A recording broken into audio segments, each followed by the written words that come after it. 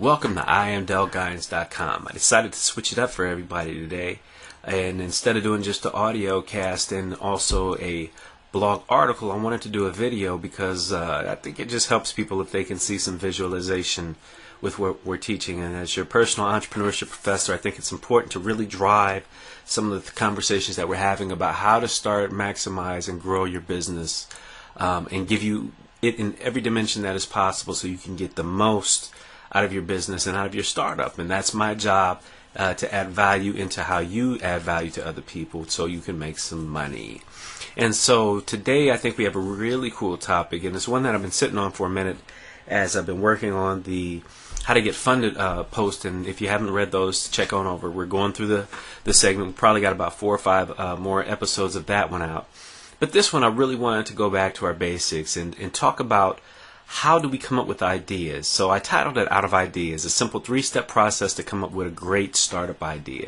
And this is based upon my work with a lot of people who I talk to about entrepreneurship. They say they're interested, but they give me the excuse that they just don't have an idea on how to get that done. And so we're going to tackle that today, and hopefully that will help some of you out as we continue to go on and you work to get you started up and work to get you making some money and work to get you changing your family's life and income streams. Before we even get there, though, I want to get you on the email list. I've been pushing this hard and heavy for a particular reason. I'm giving you the best that I got in these monthly newsletters. I've got writers from all across the nation in a variety of different topics, from branding to marketing to time efficiency to psychology, that are going to come on and write for me. And then the most important thing, though, that I have is, and I'm doing this because this is very critical for you as an entrepreneur, is to see what others are going through and how you can learn from them. So every month I'm going to be doing an outstanding interview with an emerging entrepreneur. We're going to talk about the psychology behind the behavior. So we're going to be talking about things like their fears, their frustrations, their obstacles, their way that they overcame them to run an outstanding business. And so hopefully you can see in them some of the tools, techniques that you can then turn around and use in your own business to make some more net profit, make money, and hire people, which is what this game is really all about. And so what are you going to learn in this episode? You're going to learn 4 basic things. And for those of you that are note takers, don't worry about it. I have this PowerPoint available for you in our members only resource page if you sign up for the newsletter. So basically what I'm going to teach you today is where many people who want to start a business get stuck at. We're also going to talk about a basic overview of how humans are motivated as it applies to finding startup ideas. We're going to talk about an easy technique to identify ideas using your passions and strengths, which to me is a great place to start for new business owners. And 4, we're going to talk about an easy way to identify your potential market for your ideas, looking into people's fears and passions. So where do many get stuck? There's 2 primary ways that I've experienced that people get stuck when it comes to an idea. Not the startup itself, but to coming up with an idea. We'll get to that whole why people are scared to start a business at a later conversation. Is one we're going to dig really deep in. So put that in your memory board. Peg that in your memory board. But for this one, we're going to talk about 2 of the number 1 reasons that I hear people stop trying to start a business because they can't come up with an idea. And the one is what I call the Zuckerberg effect. The Zuckerberg effect belief that I've heard a lot of people talk about is that they have a feeling that they can't start a business unless they have an idea that's going to be like the next Facebook. So they're constantly toying around with these ideas to go from 0 to $1 billion like Mark Zuckerberg. And the reality is that's just not normal. There's very few businesses, one like Facebook in general, and 2 that can go from 0 to $1 billion in the shorter time that it did. Now, every business, if you run it right, really has a lot of potential to make you a lot of money. But there's very few billion-dollar businesses out there that you're going to start in a short period of time. So you need to scratch that right away. 2 is avoid the perfection effect. And to me, this is the one that people use as an avoidance from starting a business anyway. And the perfection effect is the belief that you can't start a business unless you have the absolute perfect business idea. So I know people that just sit around thinking, what is the perfect idea to launch and to get it going? How is it going to be perfect? Everything has to be perfect. The idea has to be perfect. The plan has to be perfect. The reality is that there's no such thing as a perfect idea. It's just not there. In fact, when I teach people the business plan class, basically one of the things that I tell them is that as soon as you move from writing that plan to actually launching, 50% of that business plan probably can be thrown out the window. And so you say, why do you want to write a business plan? We'll talk about that later too. But the reality is that there's no perfect idea. There's ideas that have the ability to get into huge markets, but there's no perfect idea in and of itself. It all takes work. So the reality of it is just go outside and look at the real world and see what you see. All around you see all of these awesome businesses that people are running, that they're doing. They're making good money from their family, and they're enjoying what they do as part of their passion. That should be our ambition to start. The reality is that 93% of all the businesses in the nation have less than 100 people. And most of the businesses in the nation have less than 10 people. So there are a lot of them that can do very well, and you can create one that can start that small or it can grow very large. But the thing is you have to start. So let's talk a little bit about basic human motivation. And within this section, we're going to talk about three things. One is the two purposes of understanding motivation as you start up. The second is passions and fear, which are your two primary motivations. And the third thing I want to give you is a little example around weight loss that I know you all recognize. So let's talk a little bit about the purpose of understanding motivation. Motivation is the most important thing to understand in business for two reasons. Motivation is what will get you to start a business and to keep you working on the business when things go well or they go bad. Motivation gets you up in the morning. Motivation allows you to put the 60, 70 hours of work in up front early in the game so you can make a ton of money on the back end. Motivation keeps you moving to support your family, to build a business that's high quality, that gives value, that allows you to take and pay and buy the things that you want to buy, to take care of your family the way you want to take care of them, and to fund the things out in the community that you want to fund. And if you don't have that motivation, then it's going to be very difficult for you to start. So you got to understand motivation. Now let's flip it to your customer, which is the core of marketing. Understanding the motivation of your buyer is the most important thing in business, and it's the very fundamental basis of marketing in the first place. Back when I first started teaching, a lot of the community classes that I taught, I used to teach everything equal. So basically, I have a 4-quadrant model of how to teach business. You teach marketing, you teach operations, you teach management, and you teach funding and finance. Those 4 things. And so I would teach everything equal. And I would say, hey, you got to do this, you got to do this, you got to do this, and you got to do this. If you put all those together, you can run a good business, which to a degree is still true. But one of the things that I've totally shifted in recent years is I put more emphasis on the marketing side than anything else. Because your marketing is the lifeblood of your business. It's how you get customers. It's how you get people interested in your product. It's how you get them to buy what you want for the price that you want it to make a profit. And if you don't understand that, you don't really have a business. You just have a hobby. And so with the marketing side of it now, the most important thing to begin to understand is what motivates people to buy, because that's how you're going to sell. And so in reality, there's 2 primary forms of motivation. Every other thing kind of fits into these 2 baskets, but if you look at it kind of like a pyramid, this is the absolute bottom of the pyramid, the foundation, in which all the other motivations and activities flow from there. And so there's a psychologist named Joachim Kruger from Brown University, and he says emotions are designed to move us from pain towards pleasure. Our very biological hardwiring is structured around 2 core motivations, which is pain and pleasure. And our whole emotional system is designed to help regulate the movement from 1 to 2. So you have to understand this, because everybody is doing something for one of those 2 reasons. They're either doing it to move away from pain, or they're doing it to move towards pleasure. These are the fundamental motivators of every human being on the planet. It's the way we are biologically wired and designed. And so I switched it up a little bit, to talk a little bit more in the business sense of these words. And I say in the business world, I call passions the movement towards pleasure. So remember, your passion is your movement towards pleasure. And fear is your movement away from pain. And when you get into the marketing world, these are the core of every marketing strategy that you will see. And so let's take a look at it. Let's take a look at it in action. So we all watch commercials. If you watch TV, you've seen a commercial. And a lot of us even watch these infomercials. And so the weight loss industry is outstanding at using the fear and the passion type of motivations to sell their product. And so look at the big bold print that I have right there.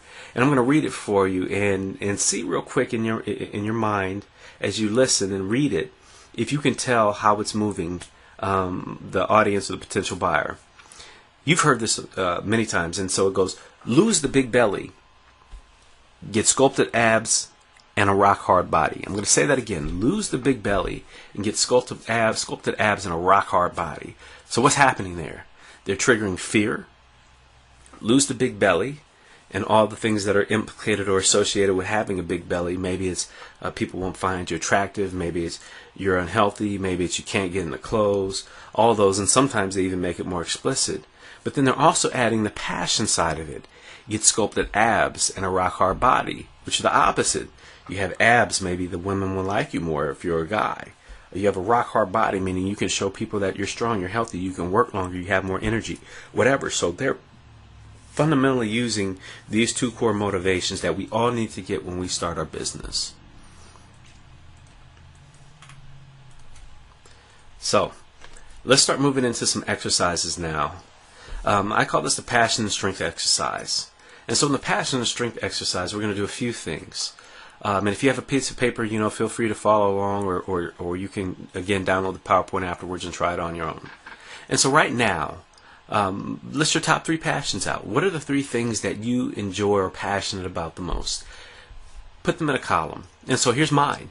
I love helping people start and grow businesses and nonprofit organizations. It's something that I've been doing for the last 15 some odd years. I just have tremendous joy of seeing people take an idea or concept and putting it out into the world to either serve the community or either make money from it. It's just something I enjoy doing. I also love the psychological and personal development side of helping people start and grow businesses. I really believe that 75% of all entrepreneurship starts in the mind.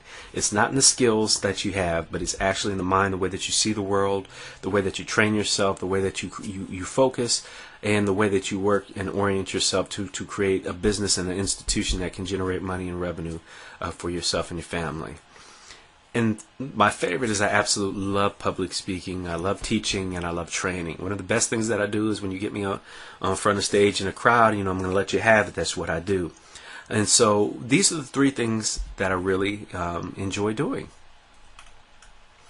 And so now let's take another. In your other column, you have passions, your 3 passions in one column. Then you have a column for your strengths. So what are my top 3? What are my top 3 strengths? So my top 3 strengths are strategic thinking and organizing, the public speaking like I just talked about, and the researching and building new knowledge bases. These are things that I'm just very, very good at. I'm very strategic, meaning I can put things together, which is what makes me such a great business teacher and consultant, is when somebody comes to me with an issue relating to their business, I can kind of take a 10,000 foot level and kind of say, well, what if we place things in this order to get this particular outcome? Public speaking we talked about, and researching and building new knowledge. I'm very good at going out and finding new knowledge and ways to do things so that we can make businesses more effective. And so let's say you had an issue around some kind of hydroponics business that you wanted to build, and I didn't know anything about it initially. Well, I have the capability to go out and do the research fairly fast and get a broad level understanding of the hydroponics industry so I can match it with my business knowledge to help you produce a quality hydroponics business if that's your thing. And so those are my strengths. So now we have my list of passions and strengths, and so we got our 2 columns. And so what I kind of did was a 2-column build and kind of drew 2 particular arrows, because that's how this is ultimately how we're going to come up with some ideas that really fit who we are as a person. And so I have my passions and I have my strengths, and I said, hey, how about we mix and match and see what we can come up with as a business idea. So what if we combine the I love helping people start and grow businesses and nonprofit organizations with my research and building new knowledge-based skills? What kind of business could I come up with that? How about number C in the passion side and number A in the strength side? I love public speaking, teaching, and training, and match that with my strategic thinking and organizing. What kind of business would I come up with that? And so here's 3 of the ideas that when I worked through this on my own and preparing for this blog, that I came up with, and I said, hey, maybe these are something that I could start a business in. Business idea 1, an online consulting firm that helps where I help people strategically start and grow nonprofits. So that takes a lot of my abilities and my strengths and combines them together. Business idea number 2, a research company that helps business owners do research on their market. I have research ability, I have the ability to rapidly understand that, and I enjoy doing it. Let's combine them together and come up with a business idea. Or business idea number 3, a business training company that conducts classes on how to start a business. I like to teach and speak, and I have the strength and the ability to do some of the research and the strategic planning that go into class creation. And the ironic thing is, in fact, the business that you are seeing now that I do, that I'm talking to you on, I did a very similar thing. I said, you know what? I want to be able to start a small business on the side, that's shifting away from doing everything, in the real world, quote unquote, and start moving online so I could reach a broader audience, that I could be more effective, that I could communicate to more people, that I could help more people, because those are all my motivations. And so basically what I did was I looked at my strengths and I looked at my passions, I matched them together, and now you have I Am Del Guidance. And so it's not really that hard to do. I'm going to flip back over to my columns. You can do this right now. You can do this in 10 minutes, and I guarantee you can come up with 10 to 15 business ideas that fit both your passions and strengths, and be able to go out and figure out a way to do a business around them. And the reason those are so important, because we really didn't talk about those, are because when you combine your passion plus strength, a few things happen. One is that it's going to keep you motivated. And remember, motivated is the pursuit of your pleasure, for the most part, or to escape pain. But it's much better to be motivated by your pleasure, by your passion, because when you're motivated by your passion, it's something that you're going to continually want to get out of bed to do every day. And that's important in the early times of startup of your business. And then you combine it with your strength, so it's something that you have a basic talent of already. And so when you mix those two together, you can really power through the process of creation and activation of your startup idea. It's very, very difficult. There's very few people that are 100% motivated just by making money. People try to make you think they are, but psychological research shows that's not true. We'll talk about that a little bit later. The reality is that you have to have a passion, at least a little bit of passion around what you're doing. Otherwise, it's very difficult to get up in the morning and put the kind of work in you need to make the kind of money that you want to have and have a lifestyle you want to have. And so now that we kind of came up with the ideas, let's switch over to estimating the market. So now if you want to estimate the market, we have to go back to kind of the fear-passion type of dynamic that we talked about. Now, when we talk about estimating the market, let me clarify what I'm talking about. There's no such thing as a business without a market. Businesses are basically functions of finding a market, being able to sell to the market at a price that's more than what it costs to produce, and ultimately having a net profit. So if you don't have a market, you don't have a business, you have a hobby. I say that all the time. Now, let's start back, because we came up with the ideas, but we haven't even looked at the market. And so let's really think about that for a minute and return to the passion and fear. And so we said pleasure or passion was moving towards something, and away from something was pain or fear. And so let's look at how we can make that estimate our market using our business idea number 2. So if you remember business idea number 2 was that I could create, based upon my strengths and passions, a research company that helps business owners do research on their market. Okay? And so let's look at it from the side of passion and fear and discovery. How could we frame it as a passion, people who have a passion for that, and how can we frame it as people who have fear of not having it? Think of our weight example. One of the fear was keeping that big belly and not getting rid of it. The passion was having abs and a rock hard body. So let's do the same as we estimate our market. So based upon number 2, creating that research company within the market. There's some business owners that have a passion, so let's start there. Business owners who want to find their new market so they can accelerate growth of their business. So their passion is to continue to grow. That's one of your markets for a potential research company. So as I go out, I'm structuring my marketing research company based upon my strengths and passions. I know that there's business owners that are out there that want to find ways that they can accelerate their growth. And so they're going to need a service that helps them understand their market so they can go out and find new markets and sell to it and make more money. On the other side of the equation is the fear side. So how could my business, my new business, the marketing company come in, a marketing research company come in and deal with folks that have fear? Good question. Business owners that are worried that they can't find the key markets for their products and services are at risk of going out of business, right? So they're scared. So I can go in and sell my business on the fear-based model and say, hey, look, I can help you stay in business. Because if you don't have more of your market, or you don't find a new market to sell your product, you're going to go out of business, which the owner doesn't want. So now I've addressed the passion and I've addressed the fear, and those are two of my markets. Now, of course, we would need to do a little bit more market research, and we can talk about that later. I'll probably do a series on marketing as well. You know, I got another series lined up for you after the funding. But you get a general feel now of what your business is and your business ideas and what your estimated market is. And those two things you just begin to build on, and now you have a very powerful combination of your business idea and your market that allows you to get up off the couch and begin to activate and act now to start your own business. So let's really summarize it for a minute about what we learned as we closed down.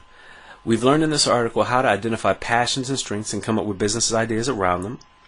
We've learned why it's important to start businesses in your area of passions. And finally, we've learned how to use fears and passions to identify the basic market for your business.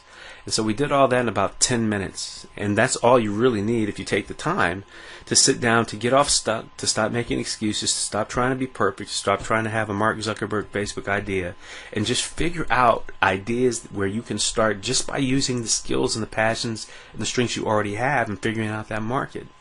You can do it. You just have to act. And that's the most important thing that you need to understand. So, what did I do for you? I wasn't content just to tell you about it. What I did was actually create a PDF form, a fillable PDF form. You can't save it, but you can type it in and print it. And you can do the same exercise that I just had. I had the whole exercise that I just did. I put it in the form. All you got to do is download the form, go in and type it out, and then begin to combine them and come up with ideas in the market for these ideas. You can get it by being part of our free membership page, where you also get the newsletter. Just go to imdaleguines.com/sign up. All I want is your first name and your email. Promise I won't spam you or sell your list. Go on. You can go down to the link, and this will be there. You can grab it, and you can use it, test it on your own, see if you can come up with some awesome ideas to start up that maybe you can build on, and make the kind of business that you really want. So www.imdaleguines.com/sign up. And so again, stay connected. I just talked about this. If you sign up for the newsletter and put my heart and soul into this to add value to you as your professor, between these two you receive tremendous information. You're going to get things within this newsletter like interviews with entrepreneurs. On the site you got a free ebooks. I already put one up recently about the network, how to network for entrepreneurship success. You have resource links. I'm constantly researching, scouring the web for best ways to teach entrepreneurs and support entrepreneurs. Then you'll have all these articles with technical business experts in marketing, time management, psychology, and more. I'm going all in, fam, for you.